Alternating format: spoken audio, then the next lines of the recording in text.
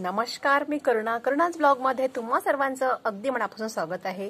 तर बरेच दिवस झाले माझे लॉंग व्हिडिओ येत नव्हते। घरात बरीचशी कामं होते, घरात पाहुणे होते, त्यामुळे माझे व्हिडिओ बनवणं आणि टाकणं झालं नाही। त्याही पण यानंतर माझे रेग्युलर व्हिडिओ येतील। तर आज मी तुमच्यासाठी घेऊन आलेली आहे तुमच्या चेहऱ्याला ग्लो आणणारा नवीन उपाय। कारण आता सणासुदीचे दिवस आहेत।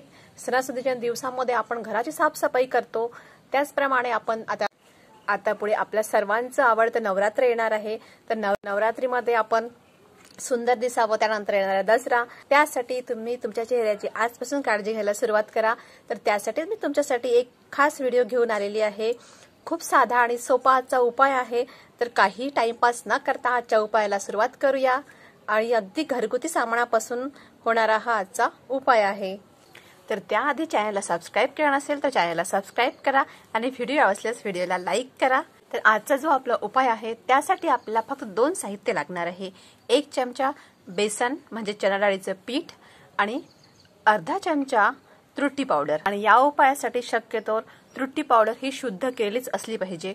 तर एका व्हिडिओमध्ये मी तुमच्यासोबत शेअर केलेला आहे की त्रुटी शुद्ध कशी करायची। तर या उपायासाठी शुद्ध केलेली त्रुटीच तुम्हाला वापरायची आहे, साधी त्रुटी यासाठी वापरायची नाही।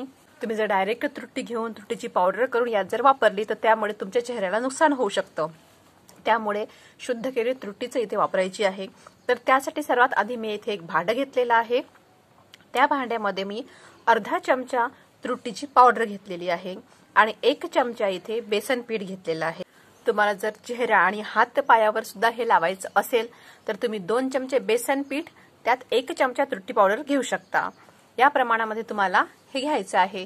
तर इथे मी 1 चम्मच बेसन पावडरसाठी अर्धा चमचा त्रुटी पावडर घेतलेली आहे।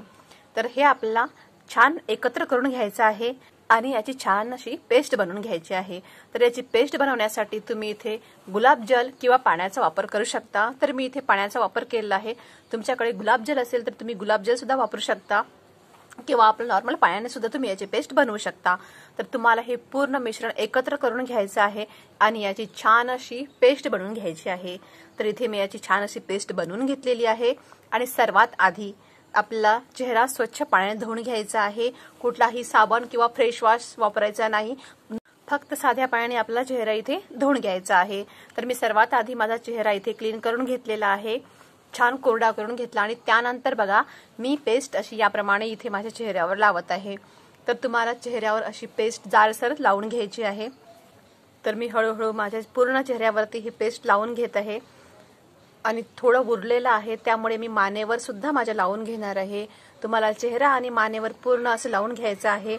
आणि चेहरा आणि मानेवर लावल्यावर सुद्धा तुमचं शिल्लक राहत असेल तर तुम्ही हातावर आणि इथे जे आपला काळसर भाग झालेला असतो इथे सुद्धा तुम्ही हे वापरू शकता।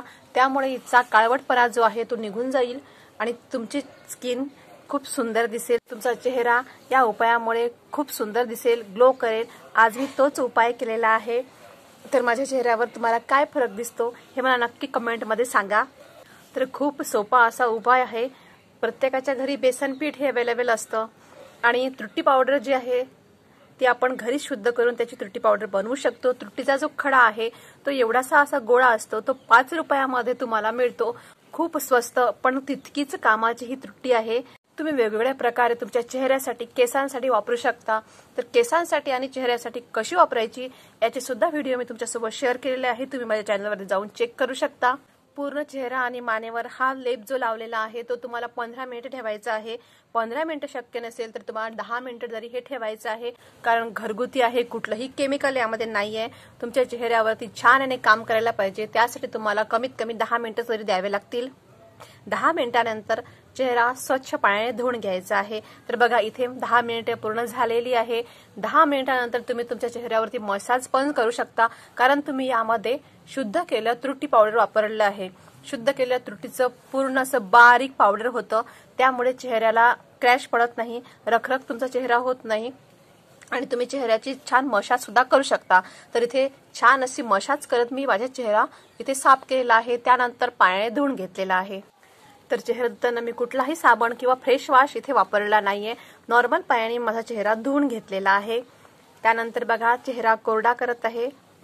तर इथे मी चेहरा छान कोरडा करून घेतलेला आहे। त्यानंतर तुम्ही जे मॉइश्चरायझर तुमच्या चेहऱ्यावरती लावत असाल ते लावून घ्यायचं किंवा एलोवेरा जेल लावलं तरी चालतं। तर इथे मी काहीही लावलेलं नाहीये माझ्या चेहऱ्यावरती, फक्त एक टिकली लावून घेतलेली आहे आणि बघा माझ्या चेहऱ्यावर काही फरक दिसतोय का? फरक पहिल्याच वापरामध्ये जाणवणार नाही, हळूहळू तुम्हाला यामध्ये फरक जाणवायला लागेल। तुमच्या चेहऱ्यावरती वांगाचे डाग असतील, वांग पडलेले असतील किंवा तुमच्या चेहऱ्यावरती बारीक अशा सुरकुत्या पडत असतील तर त्या सुद्धा या उपायाने पूर्णपणे बऱ्या होणार आहेत। मी तुमच्यासोबत बरेचसे उपाय शेअर केलेले आहेत, तुम्हाला जो सोयीस्कर वाटत असेल तो पर्याय तुम्हाला या ठिकाणी वापरायचा आहे आणि प्रत्येक पर्यायाला 1 महिना वेळ द्या। 1 महिना एक पर्याय करा, त्यानंतर तुम्ही दुसरा पर्याय करू शकता।